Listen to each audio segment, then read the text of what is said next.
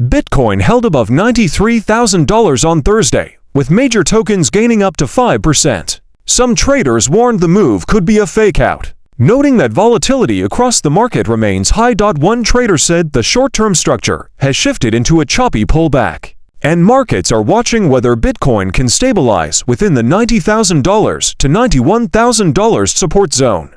Analysts also pointed to $93,000 to $100 as the new resistance band. Cardano's ETH climbed 5% after key network developments passed a 70 million ETH proposal aimed at boosting on-chain activity. This marks the network's first major governance vote of its kind. Ether rose 4% after the Fusaka upgrade went live. The update is designed to improve how the Ethereum network handles the increasingly large transaction batches coming from Layer 2. Network's market positioning remains fragile, following a sharp liquidation cycle earlier this week. Even so, the broader crypto market is attempting to form higher lows after the late November pullback.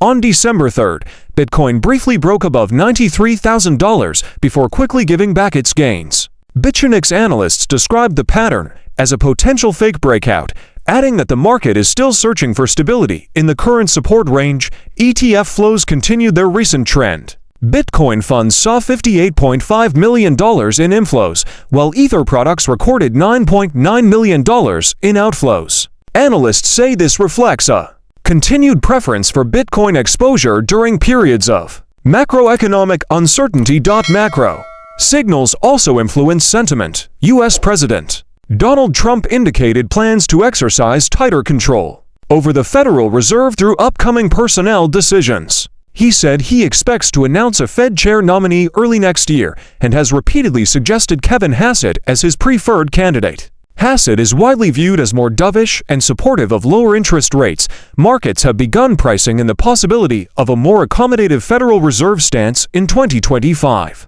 Though that expectation conflicts with inflation still running above target and a labor market that has yet to fully cool, institutional confidence received a boost this week. Vanguard opened access to crypto ETF trading for its clients on December 2nd, reversing years of resistance to digital assets. Meanwhile, Bank of America told institutional clients they may consider allocating 1% to 4% of their portfolios to crypto.